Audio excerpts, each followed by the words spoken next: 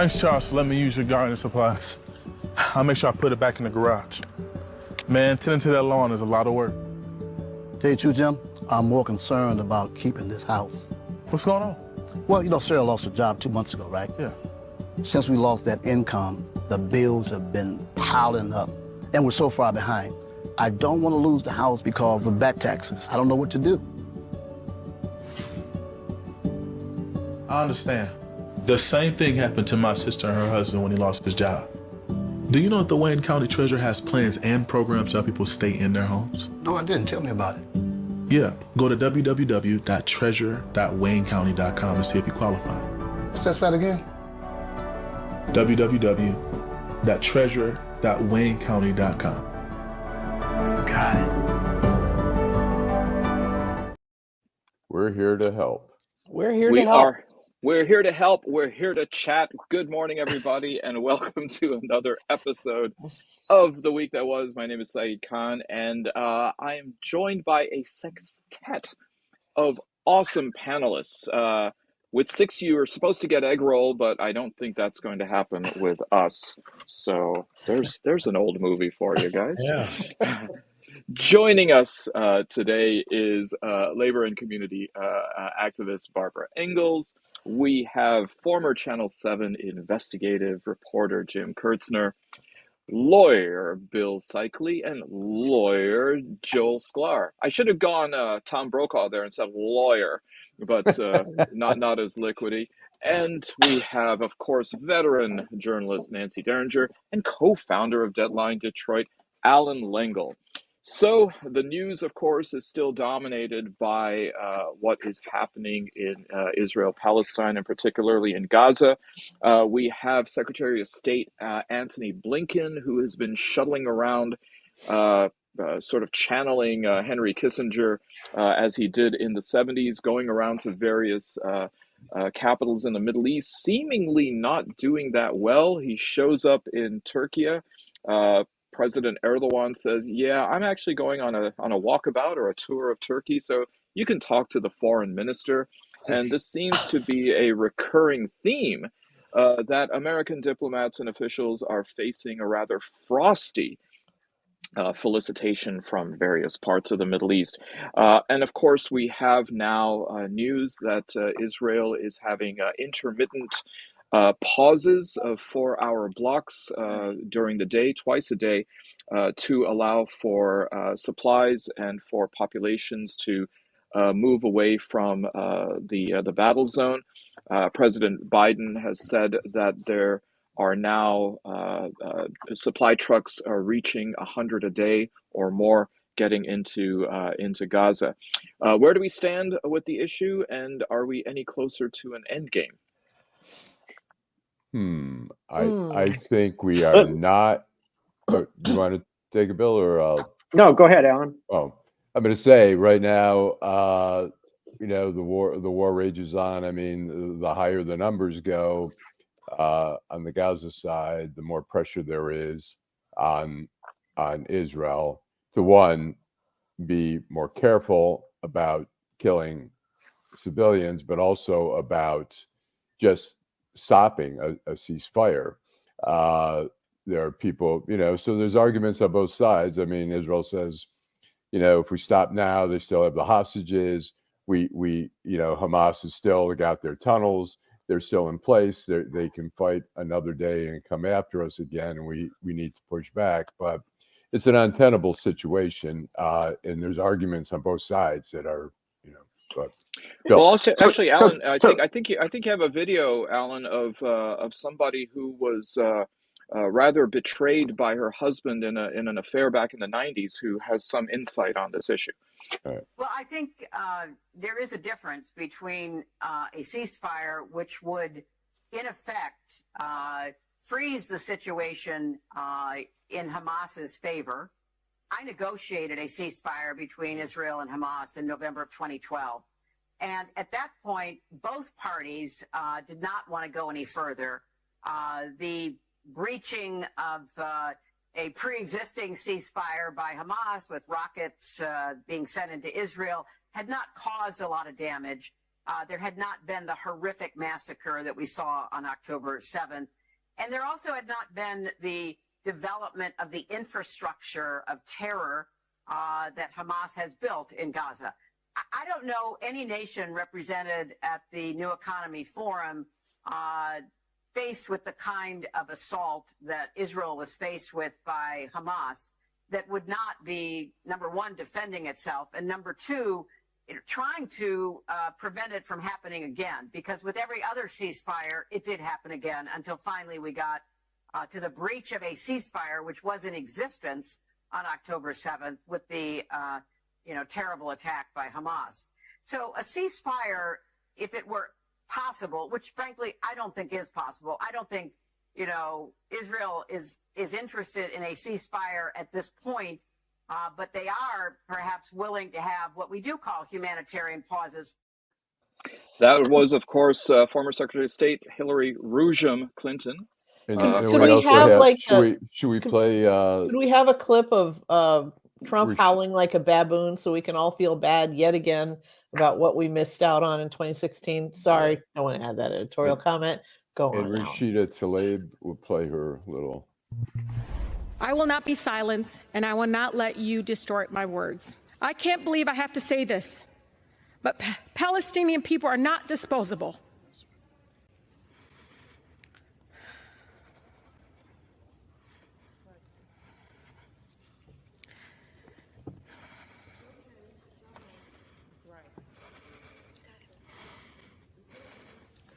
We are human beings,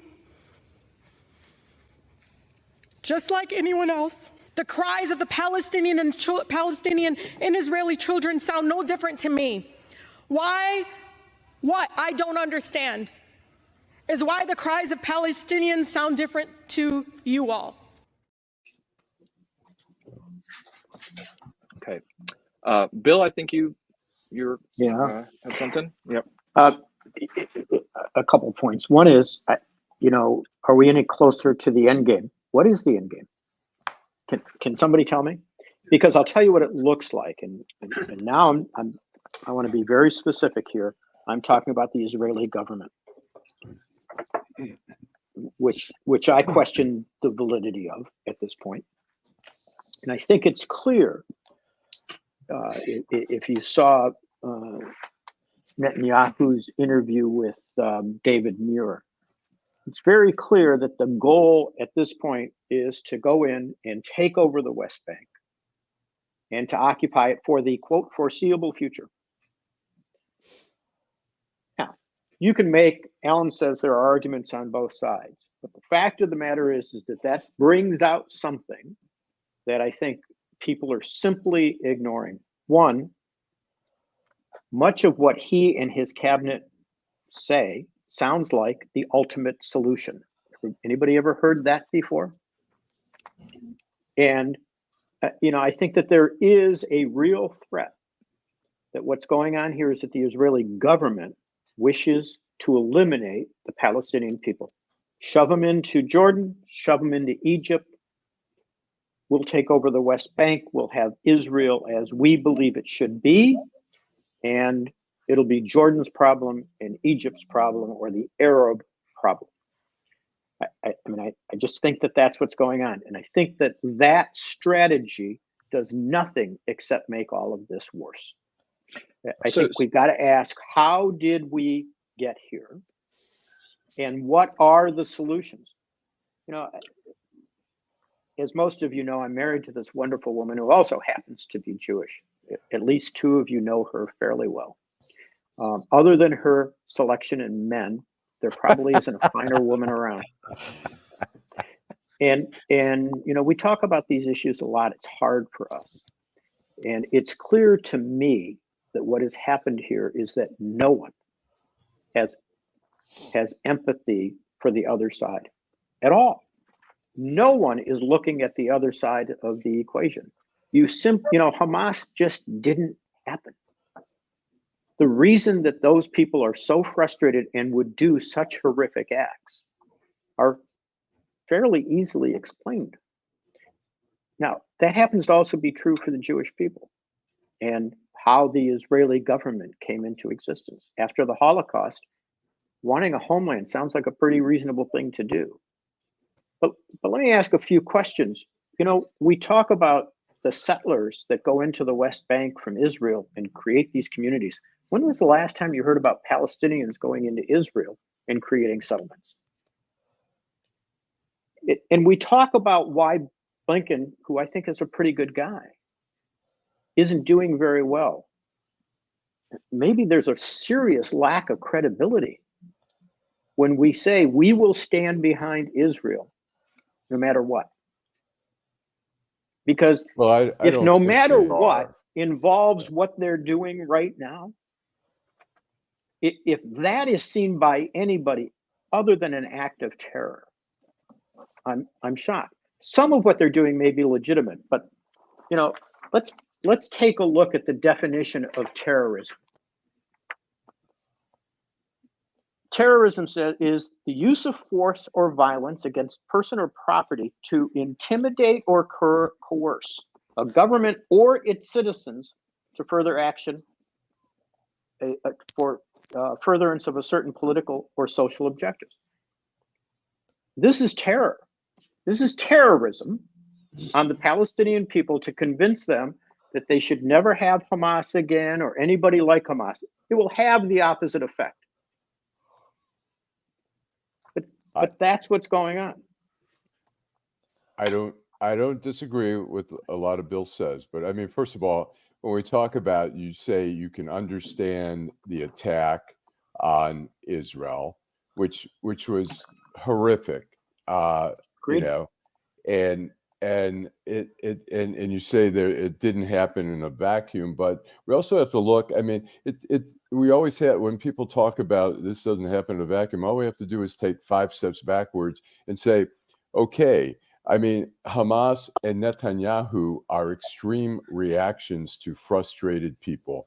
I mean, in 2000, in 93, they signed the Oslo Peace Accords. In 2000, Ehud Barak offered, and you can correct me if I'm wrong on this, offered supposedly 95% of what Arafat wanted in the West Bank, 100% in the Gaza. And Arafat, unlike, he didn't want to be like Sadat and Rabin and get assassinated for signing, and the Intifada came.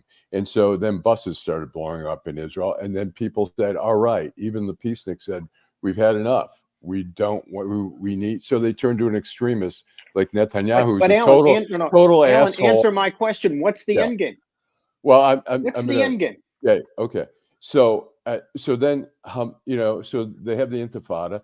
The PLO, the Palestinian Authority, is totally ineffective, corrupt. And so Hamas comes and people say, we want more rights. We want people who are going to be more aggressive and push back against Israel. So we've got 2 extremes there of people. So we can both understand the craziness out there and each side trying to out crazy the other side. What is, you know, I mean, it has to get to a point where both sides, I mean, right now, there needs, you know, when you say U.S. is like 100% whatever Israel wants to do, that's not true. They're putting a lot of pressure on Israel right now. Israel's got a very short leash as we move forward. Israel needs to feel, I mean, Hamas is saying, we don't want a ceasefire. We want to create a bigger war. We want to derail all the relationships in the Middle East that Israel has established. We don't want them. And they're doing that successfully at this point. We have to get to a point. And the point about, you know, Netanyahu talking about occupying, that's not going to happen. People in Israel don't want it. The U.S. doesn't want it. I mean, what's going to happen? Then what's going to happen? They are destroying the entire Gaza. Yeah. I mean, this is not just Gaza City. They're bombing the areas in which they're sending the Palestinians into. What's going to be left, and who's going to fill that void? So tell and me if you have an answer, hold on, Alan. If you have an answer to that question other than Israel doing it, then why don't they do it right now? Jim, where do you see this from the standpoint of? I mean, it's no secret that this is also coming up on an election year. It is something that we hear politicians, not only Biden himself, but from the stage of the Republican debates. This is looming large. Certainly, it affected Congress with the censure resolution, which came about where all the Republicans and I think 22 Democrats voted to censure Rashida Tlaib. How is this playing in America? Let me preface what I'm going to say. I do not have ties, emotional, family, and otherwise, to the Middle East like these panel members. And I respect those who do. This is a very, very tough time. And I'm watching, as you said, the politics of this play out and the positions that the two parties are taking. The Republicans are all behind Netanyahu, and they said in the debate the other night, presidential candidates full speed ahead, continue the full assault on the part of Israel. And then I hear the other side of this, and my friend Bill Seikaly talking about, and I think that is where we are, the legitimate question. What is the end game here? I don't think anybody knows. I'm frankly surprised that Israel did agree to and has implemented this 4-hour, twice a day pause to allow humanitarian aid to get in and to allow some of the people to try to get out of harm's way. I was really surprised when that happened. That could be looked at as a step in the right direction. Is the United States going to have to be the entity that comes in to control this space? Is that the end game here? Do Americans want that? No. I don't think that's going to happen. I don't think anybody. I don't either. But so in, then, in a different time, and one commented on this. I noticed, and she talked about UN peacekeepers, and in a different time, I think Trump has eviscerated any effectiveness of the UN. I just don't think it has any more credibility. That would have happened in a different time. But let me make a suggestion. I mean, if people really wanted to solve this problem, ultimately, somebody's got to go in and fill this void in what's going to occur in Gaza. Everybody agree with that in the West Bank? Anybody have a disagreement about that? Somebody's going to have to fill that void. It's either going to be Israel, which is where it's headed right now under Netanyahu, or it's going to be somebody else. And I suggest there's no reason that our diplomatic efforts couldn't be used to say, look, we Americans will go into Israel and protect Israel and prevent them from going into Gaza. We're going to have Arab forces come into Gaza and prevent Hamas from going into Israel. We're going to take care of that. Some form of peacekeeping efforts could happen right now, and it could be tied to freeing these hostages. Well, the goal has to be peace, and the issue is who wants peace. Perhaps Netanyahu doesn't want it. Hamas certainly doesn't want it. Peace is elusive, even in the best scenario. I think what's here is an intractable problem that's going to get worse and worse and worse. There'll be more suffering, not less suffering. It's going to be uglier, not better. And I think I'm pessimistic about what's going to happen. There's generational hatred going both ways now. And I don't know how to get beyond that visceral feeling. We're human. We hate, it's visceral, and it drives us. And so my concern is that we're just in a steeper descent. Well, Joel, it doesn't drive me. Visceral hatred for Israel does not drive me. It should drive anybody, but it does drive people. It drives Hamas. It drives the right wing in Israel. But here's the problem. I agree with what you're saying, but here's the problem. To the Palestinian people, this is an existential crisis. That what the Israeli government is trying to do is eliminate us as a people. It's their belief. and they see no. Look, do you blame Hamas if that's their position? This is why I'm trying to talk about we need to be more empathetic to both sides. Do you blame Hamas for saying, no, we don't want peace because peace means elimination of us? No, and elimination of the Palestinian objective. If that's what peace is, then there is no peace. Peace is obviously, a negotiated compromise where you both accept each other's existence. And right now, that doesn't seem to be, that's not the case with Hamas. They're not going to recognize Israel's existence. You can't have peace with them. Israel's not going to recognize Hamas's legitimacy. So other than eliminating both, and it's an existential crisis for both countries, not just That's one. exactly my point, Joe. Right. It is. It is an existential crisis for both. But when it's an existential crisis for both, humanity tends to descend. It doesn't rise. It's not better. It tends to eliminate whatever the threat is on both ends. And so to expect that somehow there's going to be some rationality and some openness and some give and take, that's not going to happen. It ain't going to happen. So yesterday, a reporter asked President Biden what were the chances of a Gaza ceasefire, and he said none, no possibility, end quote, which I suppose is a very candid answer. It's probably a very realistic answer, but it doesn't seem as though it moves toward any kind of an end game. At the same time, there's a lot of frustration among Arab and Muslim constituents here in Michigan and elsewhere who are coming out and saying anybody but Biden. And I don't know if this is going to have an impact on the down ballot. At the same time, former advisor to the Obama campaign, David Axelrod, in fact, said that Biden should drop out of 2024 because he carries too much baggage.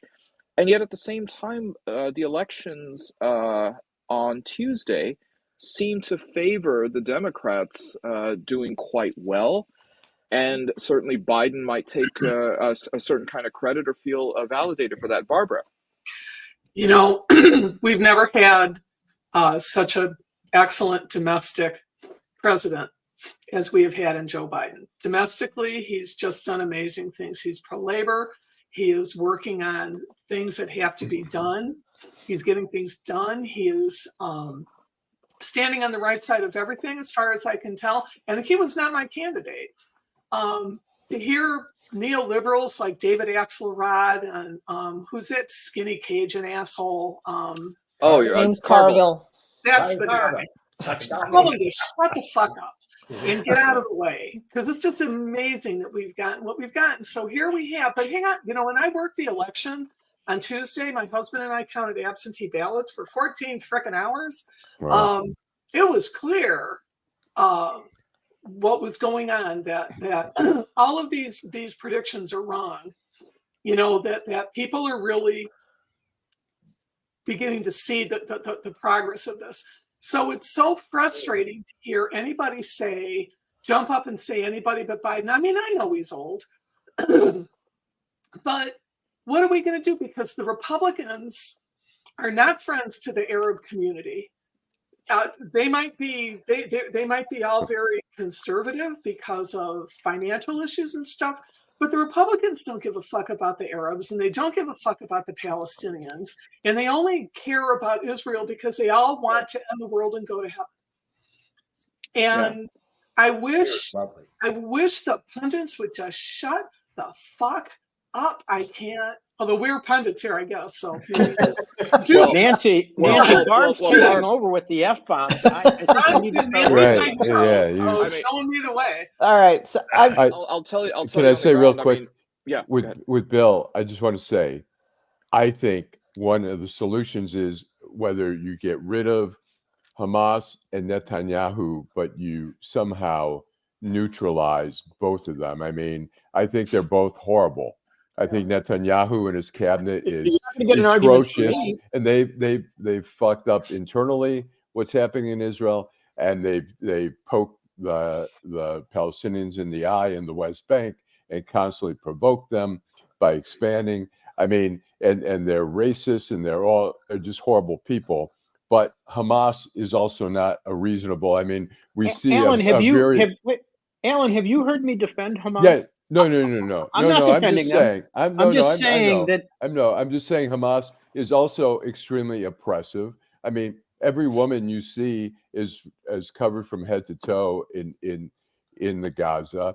There's no freedom of press. There's no LGBTQT rights, which you see a lot of people here in the country. which are being threatened by Netanyahu as well. Well, by his cabinet, not so much by him. But let me suggest this. One of the reasons that what's going on exists, in my humble opinion, is it's what happens when you have a religious state. Hamas, one of my big problems with Hamas is that they're not a Palestinian nationalist organization. They're a Muslim organization. They believe in the Islamic State. To me, that's just as dangerous as a Jewish state. If we don't get religion out of this, Joel's absolutely right. Yeah. There will be no solution, because religion's the one place nobody compromises. Yep, Nancy. I just want to go. We can talk for hours about Israel and Palestine, and I don't want to do that. I think that what Barb brought up, bringing it back to domestic politics, is important to note. I have two things to say on this. Number one, those people standing at that presser yesterday, and they're all holding signs that say "Abandon Biden." It's like, talk about frying pan to fire bullshit right there. I mean, if they think that Biden is bad for them, just wait until they see Donald Trump 2.0, and then we'll see about that. And the other thing that I wanted to say is that we can't forget how these people how the right wing lives in a bubble. And maybe we live in bubbles too, but their bubble is bulletproof. Today I was coming back from the gym, and I just happened to have WJR on, and they were setting up a segment to talk about the end of the auto strike, the UAW strike. And the host, I forget, it was Kevin Dietz and that other guy. It was the other guy. Said, yeah, it wasn't Guy Gordon. Guy Gordon. No, it was not Guy Gordon. It was Kevin Dietz and the other guy. He goes, well, this UAW strike is a rare bright spot in a really grim economy. And I could have driven into a tree at that point. I mean, what the fuck are these people talking about? This grim economy, market's high. I mean, yes, the rich are not getting rich enough. Inflation is bad, and it's it's appalling. But I've found that if you stay out of restaurants for the most part, you can buffer a lot of that that impact. But these people believe that we're like teetering on the edge of a depression, and there's simply no data that shows that. Right. Did anybody hear Donald Trump Jr.'s quote at the rally, Trump's rally the other night? Sorry, I don't watch those. What did he say? I read about it. I just go to them, and then I went and looked for the clip. But Donald Trump Jr. stood up and said, "Hey, I know who I am. I'm the son of a billionaire, and I'm a billionaire, and I'm outraged at the price of groceries." Wow. What? Wow. Well, from what I saw from his sister, when I saw that's the point. That's what they're trying to create. That's the illusion they're trying to create. The price of groceries. Well, he knows. That guy snorts so much Coke. Does he even eat anymore? I don't know. Maybe he's worried about the price of Coke. Yeah. Which goes up. It goes up. I think he was cheated out of his toy from the Happy Meal there. Well, yeah, and based on what I saw from his sister this week, I don't think anybody in the Trump family is worried too much about inflation based on Ivanka's new chin and her. And Allan, I think you might have a clip about Ivanka. Yes, I do. Prosecutors rested their $250 million fraud case against Trump, but not before calling Ivanka to the stand. Ivanka came in from Florida. There she is. She's got a serious blowout. Oh, yeah, she looks lovely. It's like she's set to shoot a commercial for Pantene or something. If you want to stay in the will, you have to look good. That's the rule. And then she headed inside to walk the red carpet. Ivanka, who are you wearing and/or testifying against? Only in the Trump family does take your daughter to work day mean she's forced to testify in court. But on the stand, Ivanka repeatedly answered, I don't recall, I don't recall, I don't recall, which is a phrase she picked up from her father whenever Eric asked when his birthday was. So apparently there was even some controversy about the court artist's sketch of hers. It was unflattering to say the least. So we've got Pete Meijer, who's announced his candidacy for Michigan Senate. Ostensibly, it'll be a Meijer-Slotkin general election. There were some other interesting races around the state and even locally. Anyone want to comment on any of these? Do you think Meijer gets the Republican nomination? What about James Craig? Oh boy, And- I think and they'll Rogers, go for Meijer over what's his Craig. name?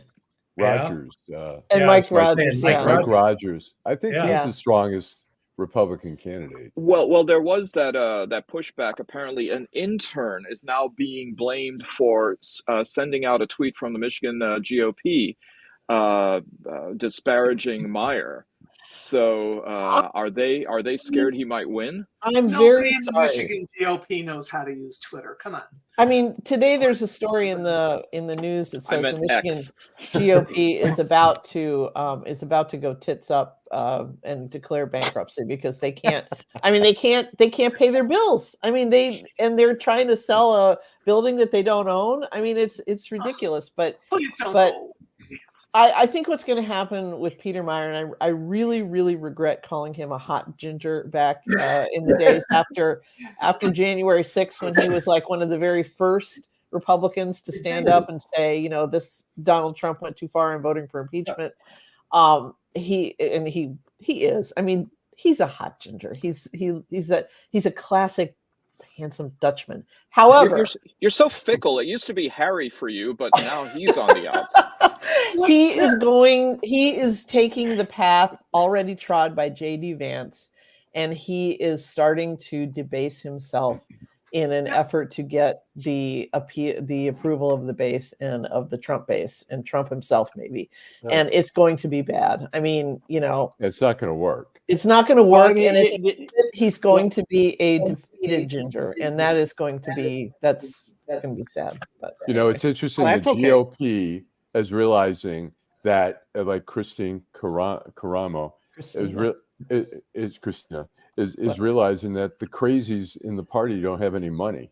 yeah. And all the other people are like, we want nothing to do with this party right now. We're not I giving love them her- a dime. Her fundraising strategy, which was, it's like one of those internet jokes where it's like there's all these calculations, and then there's a thing that says, and then a miracle happens. Equals like money raining down from the heavens. You know, it was going to be small donations we're going to make up for people like Ron Weiser and Bobby Shostak and all these other deep pocketed guys. 50 raffle yet? I mean, Excuse really, me? you can get a lot of money that way. 50-50 raffle. Yeah, right, exactly. So anyway, You know, it's interesting. I was talking to a judge recently who will remain nameless because she wouldn't want this repeated, and I often refer to her as my favorite Republican. That's a group of one, by the way. Exclusive. But she said, "Do me a favor, Bill. Don't say that anymore." And I said, "Why?" And, you know, we joke a lot. And she said, "Because I can't do that anymore. I can't be called a Republican anymore. I just can't. I'm Yeah. so ashamed." I know sensible people are. Well, And- But that's progress. And I think that we've got to be diligent in making sure that we get rid of the Trump wing of this country. I mean, just like they need to get rid of Netanyahu and Hamas, we ought to add Trump in there. Because these people do not care about what happens to the rest of the world. They care about maintaining their own perceived power. Are the legal troubles sufficient enough to get Trump out? Well, Jim, that's a great question. Can you answer it? Because the fact that he polls as high as he's polling, Right. given what's going on, I have to tell you, his trial right now is one of my favorite things going on. This is better than Netflix for me at the moment. Lawyer porn. Well, Really? that's Really? only because you'll feel differently, Bill, when season 2 of The Queen's Gambit drops. Maybe. But the problem is, but I want to, I just want to, if I could, I'm sorry, Barb, I didn't mean to step on you in this, but Trump's attorney, after it was suggested that they ought to control Trump, said not only did they do little to try and control him, but Chris Keyes referred to Trump as the former and future chief executive of the United States, and said to the judge that it might be in his, quote, best interest to hear what Trump had to say. What the hell? Well, now read what the judge said, because I saw that too. Read what the judge said in response. I didn't go ahead. I didn't pull that part of the clip. The judge says, I'm not interested in a political speech. I just want him to answer the questions. Right. But the point is, they're unhinged. I mean, I don't know who they think this is going to appeal to. I mean, this is the dumbest strategy, legal strategy you could ever have. You just answered your own question. Right. The Republican Party has spent the last 20 years cultivating this layer of right-wing activism. They have been really careful. They went out of their way to get them and to appeal to the lowest instincts of everybody. I see Steve Schmidt on TV, and I just want to pop him in the eye because he's the one that gave us Sarah Palin, who dropped the IQ of the Republican Party another 30 points just by showing up. We've got Moms for Liberty infecting every single school board. It's gonna be really hard to get rid of this because these people they don't want to govern. They don't want to govern the state of Michigan. They don't want to govern the United States. I don't know what it is that they want, but that's not what they want. They don't want anything to work. They're vandals. And is that true, Barb? You don't think you know what they want? Well, I know what they want to stop it. They want to scream no until they're blue in the face, and they don't want. Well, not blue. They wouldn't want to be blue. They'd want. They would like until they're red in the face, and they want to stop women from having any kind of rights. And they don't understand. They don't seem to understand what the billionaires on the top want is like to suck more money out of them. I mean, it's again. You talk about endgame. What do these people want? We've got a new Speaker of the House. He's not going to do a goddamn thing either. Well, wait a minute. I mean, don't we all use the porn app that he uses and his son uses? You can't make this stuff up. Dina, can I just say this? I want to say this as a feminist, okay?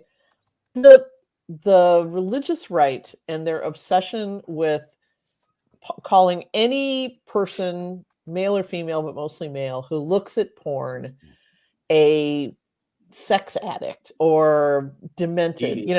I am never, ever, ever going to be the person who says that the abundance of free porn, which virtually anyone with a smartphone can watch all day long if they want to, is a good thing, because I don't think it is a good thing. But at the same time, there is absolutely nothing wrong with a 18-year-old boy who wants to look at naked women. And it's like, and or 18 times 5. It really, 18 times 5. It really bugs me that this is like an article of faith with them. This idea that, I mean, I looked at Playboys when I was a dirty, exactly. And it's, I mean, this was once a family show. I was going to say, did this show just take a pivot or what? Women have looked at erotica forever. Men have looked at this forever. This is We're It's exactly hardwired. Well, at well, one well, well, point. It's Nancy, human. It's normal. what about people like me who don't know it when they see it, but they can define it? It's very simple, Saeed. If it turns me on, it's erotica. If it turns you on, it's porn. So there. If it adds a virus to my phone, it's Yeah, porn. you filthy pervert. Oh, there.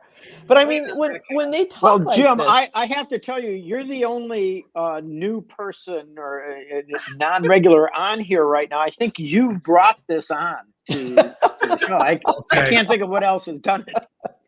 Which, by the way, Jim, I think they call that a Trojan. Oh man, I'm sorry. That actually had several meanings in Ontario. So, Well played. That wasn't intentional, Saeed. That was Trojan horse, prophylactic. Take your pick.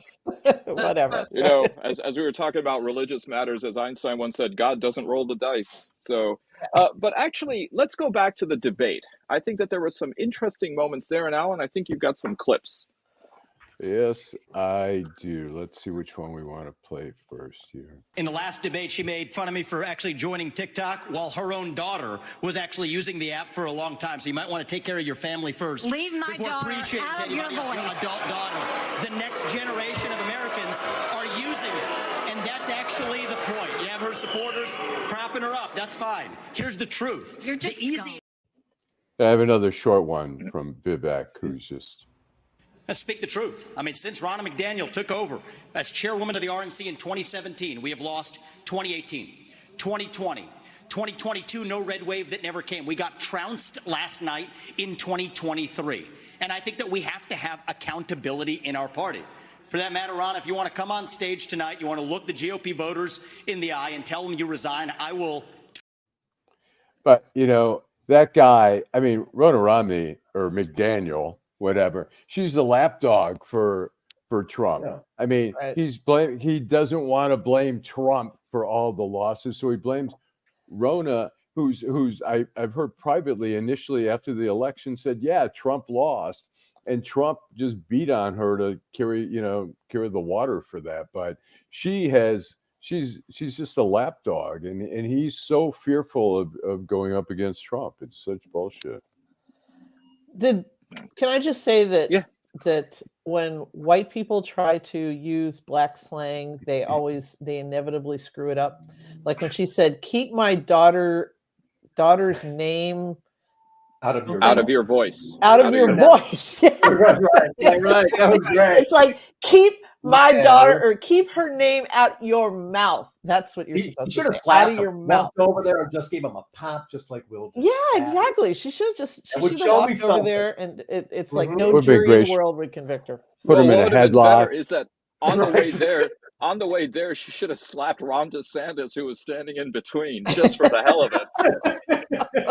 Thank you, Ann, for the kind compliment on that. But yeah. So by the way, Nancy, you know, I think you've actually mentioned it here because I think you're under contract to do so. Your connections to the state of Ohio. So let's talk about what happened in Ohio with the constitutional amendment regarding abortion. Mm-hmm. Well, what do you want me to say about it? It was pretty obvious. Well, I mean, more than just Okay. Well, I mean, and a little more than nana boo boo. I have lamented on this many times, privately and publicly, what has happened to my native state, because I left Ohio as a full-time resident in 1984. So almost 40 years ago. And in the intervening years, it has gone from a state that was very much like Michigan.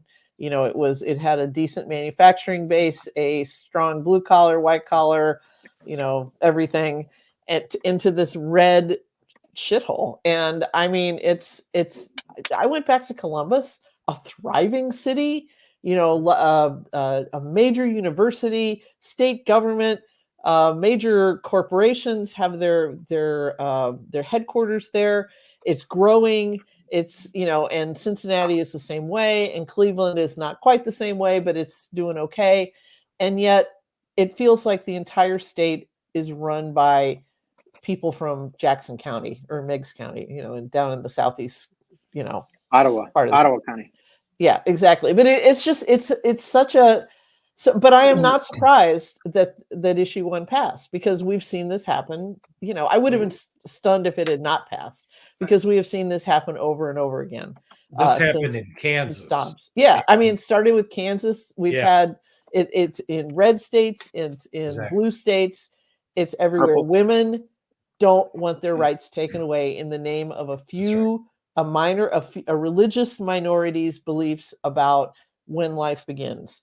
And so two things. Barb, can you cue up the Pretenders, My City Was Gone? Because I think that works. We're just thinking Chrissy Hine. Damn it. I have a lot of family in Ohio. I love that too. Song. And they have just worked to make this happen.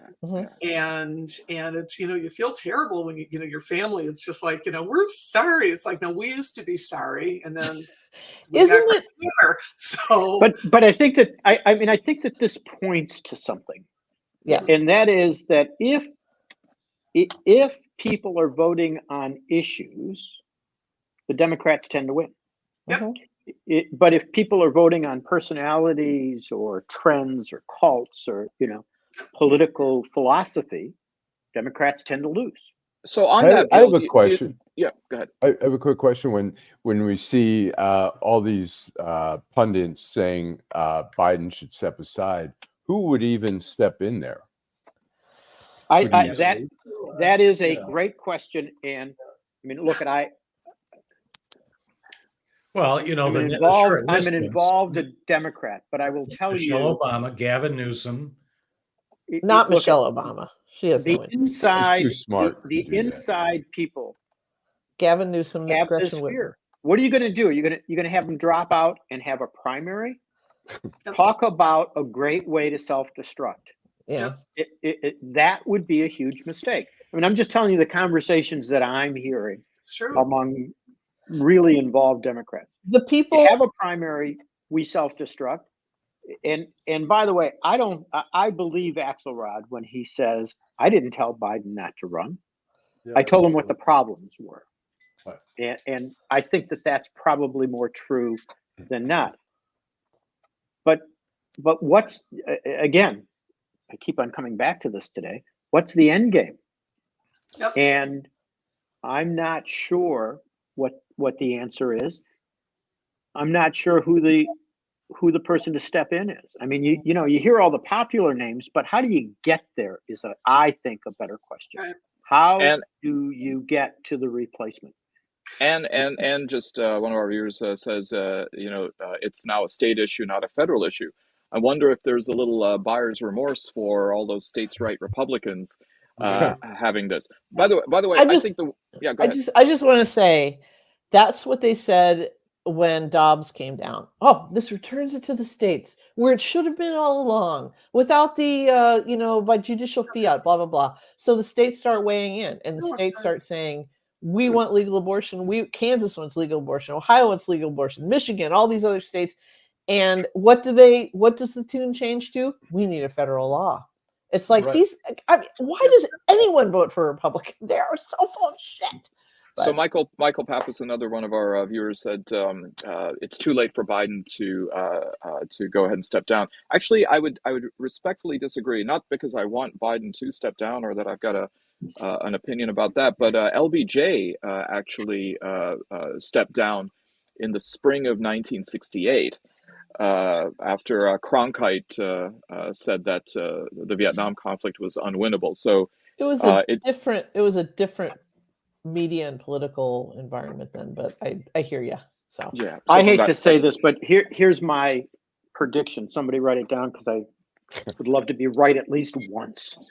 I think that if it's going to happen, it's going to happen about the time of the convention, and this is going to be smoke-filled room politics.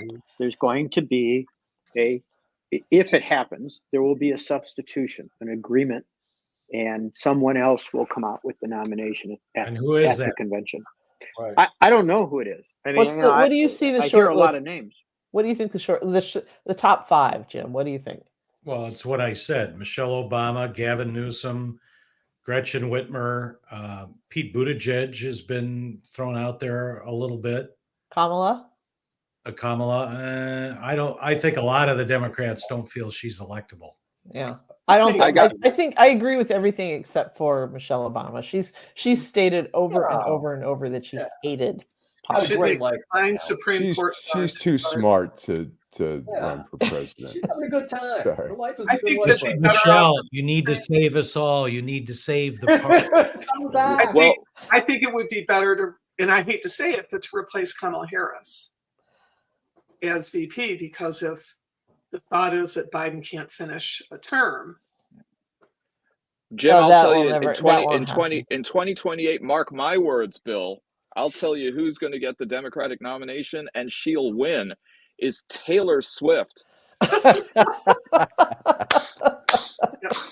Travis Kelce is the vice president. Actually, Jim, I think that a Taylor Swift presidency would be like FDR. There would be a new vice president every year. and we'd have a new #1 song about the former vice president every year. Yeah, that's how. Shake them off. By the way, Nancy, I do have to say that there was one very egregious thing that happened in Ohio this week. I think a sign of a loss of sovereignty. Six Flags bought out Cedar Point. Oh my God, really? Yes. Oh, I'm sorry to hear that. Yes. I always liked Cedar Point. Cedar Point was just this outlier. It had its own autonomy. Yeah, it was reasonably priced. I loved it. When my daughter was in her Cedar Point years, I loved going there with her. Sandusky was like the Macau to the rest of China, but that's what is a great unwritten book? I just want to say this because to embed with a roller coaster design team and do like the birth of a roller coaster from like from mood board and brainstorming to ribbon cutting. I think that the whole gestation, Nancy. Exactly. I mean, that's like roller coasters are astonishing these days. I mean, the technology that they use in them now, and people turn upside down and all. I wouldn't get on one at gunpoint, but I still miss Edgewater Park. Huh? Oh, wow. That's a long deterrent. I miss Edgewater Park. I lived a half a mile from Edgewater Park, and on some summer nights, you could hear the screams of the people riding on the Wild Mouse.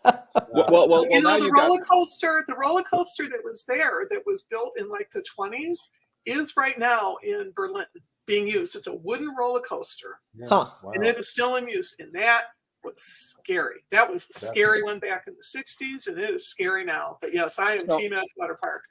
Pay one price and ride all day. I used to be a big roller coaster guy, and I was with my son and his friends, and we went to, I guess it was Cedar Point. It might have been Six Flags. I think it was Cedar Point. And they have a ride called the Mind Eraser, and the kids the Mind Bender. Was it the Mind Bender at the time? Yeah. Okay. Yeah. And the kids said, we want to go on it. And I thought, they're going to fold as soon as they get there. When they look at this, they're going to fold because it does loops and then it goes backwards. And the kids are going to freak out about this. Unfortunately, there was no line. We got on, and you were the last time. That's right. It was the last time I was on a roller coaster, and I got off, and I deposited my lunch in a couple garbage cans, and have never been on a roller coaster since. I mean, they are amazing now. It's just incredible what these. As a person who, I'll go on the old wooden roller coasters.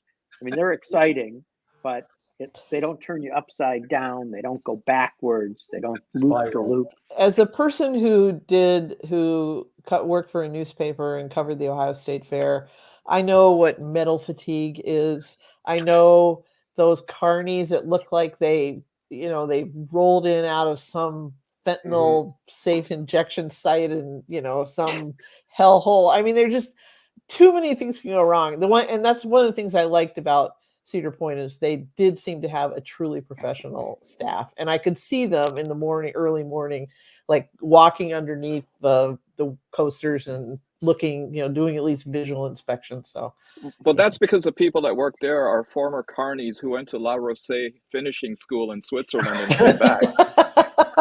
So they've gone through the system. Yeah. All right, Alan, I think it's about time for a commercial. All right, let me find that commercial here. Sorry. Come on. hold on. Okay.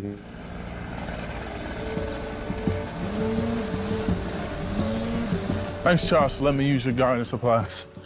I'll make sure I put it back in the garage. Man, tending to that lawn is a lot of work. Tell you the truth, Jim, I'm more concerned about keeping this house. What's going on? Well, you know, Sarah lost her job 2 months ago, right? Yeah. Since we lost that income, the bills have been piling up, and we're so far behind. I don't want to lose the house because of back taxes. I don't know what to do. I understand. The same thing happened to my sister and her husband when he lost his job. Do you know that the Wayne County Treasurer has plans and programs to help people stay in their homes? No, I didn't. Tell me about it. Yeah, go to www.treasure.waynecounty.com to see if you qualify. What's that site again? www.treasure.waynecounty.com. Got it. And now, downtown Detroit, Robert Wells, Schmuck of the Week. oh my goodness! I mean, never get this. old. There's just so many to choose from. Jim, I'm going to throw it to you first. All right, mine is not a person, and Bill can relate to this. Mine is the entity that is the Oxford School District, the current board, the current administration. We saw this 572-page report come out about the awful shooting now coming up on 2 years ago. I did some communications work helping 2 school board members who resigned in disgust last year because they discovered that a threat assessment plan that was on the books was never implemented, never carried out. And that's what this report says. There was a meeting just last night. It was called a listening session with the community and the current acting superintendent. They gave her an earful, and her response was, well, thank you for your input. I'll take this to the board. The district still has not responded to the findings of this report. I'm hearing about a lot of other things going on behind the scenes. They continue to bungle this in a very bad way, very emotional way for these people. It's just awful to watch this play out. They're my schmuck of the week. Yeah, good one. The cover-up is often worse than the event. Always is. Mm-hmm. All right, Barb. The gift that keeps on giving. The refusal of the Michigan Republicans to read the room, they did not pay attention to clearly to the election that we just had that spoke overwhelmingly in favor of women's rights. The Michigan GOP is suing the state of Michigan to overturn legal, constitutionally protected abortions in the state of I Michigan. thought that was Right to Life that was suing. Nope, it's the party. Hang on, I'll find. Okay, Right to Life +4 abortion rights.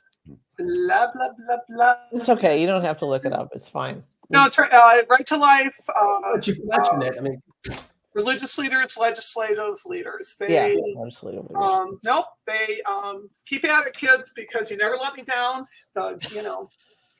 As long as they're out there, they're gonna do their thing, and it makes me feel a little better about the future of the state of Michigan every time anything happens with those folks. So once again, my schmucks of the week. Good. All right, good one, Joel. Okay, first of all, I want to give a shout out to Ohio. They did pass legalized marijuana. It's the golden age, one of I've been dreaming of since I was 18. I really can't. Wait a minute. So Joel, now you can go down. Joel, you can go down there now. You can blaze up, and then you can go to a Waffle House. Waffle Home, Saeed. They're Waffle Home. It's like getting stoned and going to the Fleetwood in Ann Arbor, 2 a.m. and seeing everybody that you know. So I want to give my props to Ohio, and it is the golden age, and this is what my generation was fought for. Yeah. And now we're old. We don't enjoy it anymore. So. Yeah, there should be a federal law. It should be completely legal. The other thing is, my schmuck of the week is Alina Habba. She is the lawyer for Trump in the civil suit. 2 days ago, she objected to her own document that she had introduced.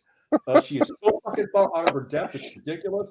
But when she stands up and does his bidding, give misinformation, insult the judge, diminish the entire process, it pisses me off. And she's just a shill. She's nothing. So she's my schmuck of the week. I can't stand her. A shill and a schmuck. Yeah. A schmill. That's a good one. I just want to say something about the Waffle House I can't pass up. Jim Gaffigan, the comedian, does a whole shtick about the Waffle House, and he says, think of when you think of the Waffle House, think of maybe a gas station bathroom that serves waffles. And he says, the other thing you'll never hear, the words you'll never hear at the Waffle House, nice job cleaning up. That's the charm. Generations of sticky tables. Yeah. What heresy. Bill, who's your schmuck? Before I get to my schmuck, I just want to say in defense of Steve Fishman, who didn't make it today, Nancy, Columbus does not have a major university in it. Sorry.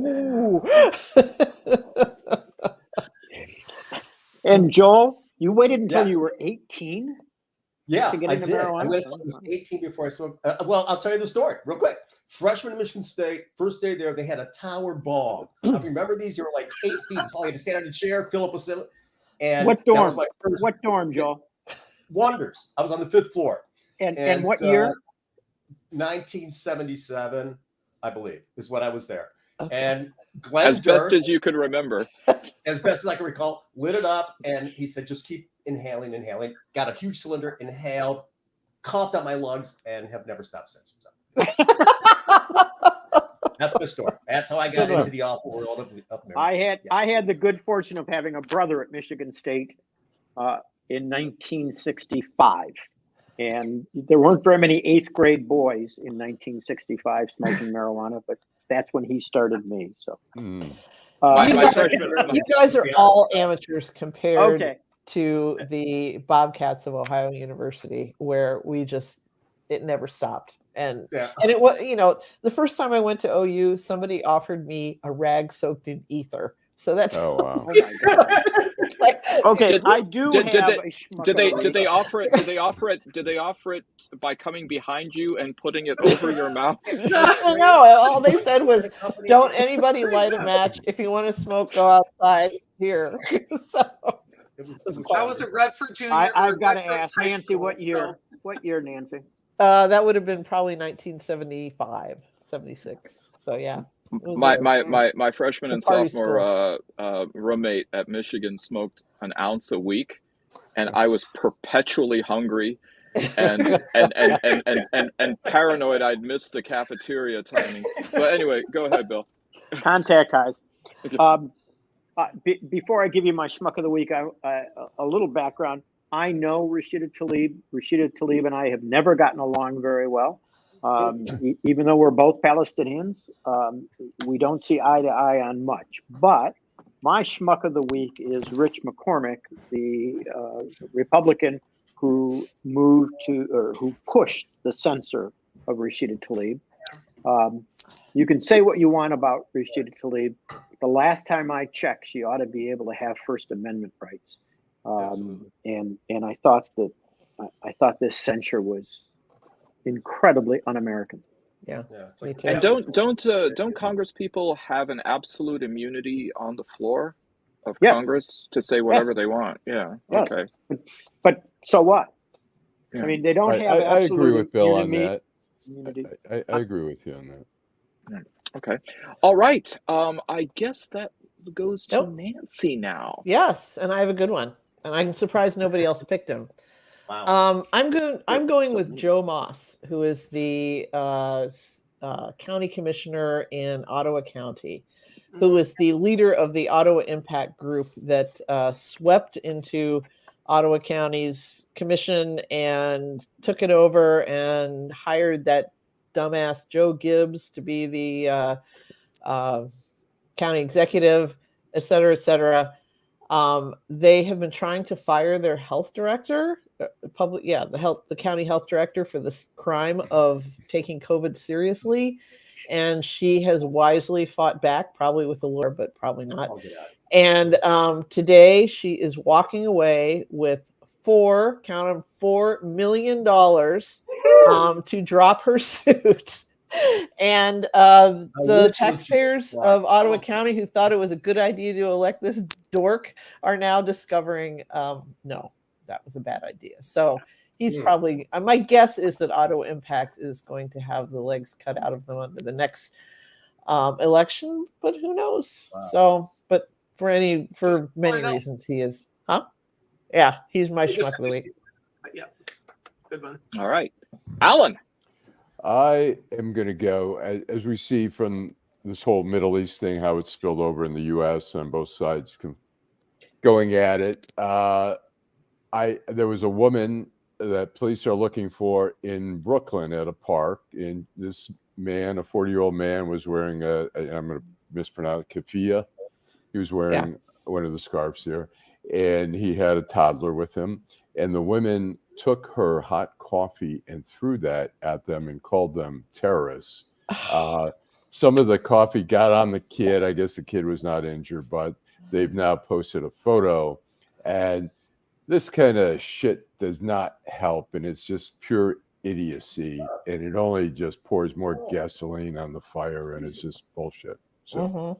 All right. She's a schmuck. She's a schmuck. Bill. Saeed, before you do yours, can I say this? Because I didn't get to say it. Allan and I disagree on some of these issues. The one thing that's still true is I love Allan Lengel. And I believe that Allan Lengel loves me. And if we had more discussions like this in this country, it would be a better country. We'd have better policies. Thanks. Here. Thank you. Amen. Thank you for saying that. Thank you for always reminding us about that, Bill. Okay, so before I go for my schmuck, I want to go ahead and give a shout out because some of you have been giving shout outs. And this is for Diamond Dogs, which is on Gratiot and Russell, just outside Eastern Market. It is run by Diamond, that's her name, who used to be a stripper. And unfortunately, in 2010, she had an auto accident. And apparently that with the exception of the slings, casts, and prosthetics subcategory on Pornhub, having a cast probably doesn't do well with a fractured foot while you're stripping. So, but she seems to have a bit of a thriving business. So if anybody, and by the way, this is not an endorsement from Deadline Detroit or from the week that was. This is actually, I've never even tried it, but I thought it was a pretty interesting story. And I think it affirms the notion that her hot dogs bring all the boys to the yard. Oh, so that's what she sells. So she sells hot dogs. I was waiting for the part. Yep. I was waiting for the punchline too. Do they sell wheat there as well? or we can say that's what she sells. Well, my schmuck of the week, and thank goodness that somebody let him back out of the GIMP box, is none other than former Pennsylvania Senator Rick Santorum. In giving his analysis of the drubbing that it seems that Republicans and Republican issues took on the Tuesday election, says that, well, it's no wonder we lost because there are very sexy issues like abortion and marijuana bringing out young voters. This is evidence that, quote, pure democracies are not the way to run a country. Oh, jeez. Remember when all white men were the only ones allowed to vote? Those were the good old days. And do keep in mind that this gem, this zircon of insight was dropped on Newsmax, which tells you how far Rick Santorum has fallen. He can't even get Fox to return his calls, but he ends up at Newsmax. So when you end up on Real America's Voice or whatever it is, or the Right Side Broadcast Network, then you know you have totally hit bottom as a wingnut. But yeah, there we go. So Joel, I have to ask you, all of that marijuana, do you find it to be sexy? Oh, it's definitely. You have no idea. And the higher the THC count, the hotter it is. Ooh, I've got somebody I need to hook you up with, my friend. I'm open. You got my number. All right. You know, there is a sad downside to Ohio passing legalized marijuana. if you've ever driven south on 75, just this side of the border, you see all those dispensaries there. Yep. They're all going to go belly up now. Right. Well, Right. You'll stay. Listen, a lot of dispensaries are in a lot of trouble right now. They still have A lot of Indiana, so There's so many of them out there now. Which will never, so ever, competitive. ever legalize marijuana. As a former resident, I feel very confident saying that. So, if all the other states were jumping off a bridge, would Indiana jump off a bridge too? No, I don't think so. No. So there we go. They might pass a death penalty for marijuana. Legalize it. Oh man. Well, listen. Thank you again for joining us, and thank you again, as Bill reminds us, of being able to have conversations about difficult issues and having disagreements, but being able to do them with respect, with admiration, with context, and with love. So thank you, all of you. Thank you, Bill Seikaly. Thank you, Joel Sklar. Thank you, Barb Ingalls. Thank you, Jim Kiertzner. Thank you, Nancy Derringer. And thank you, as always, and with the last word, Allan Lengel. Drive home safely. Take care, everybody, and have a great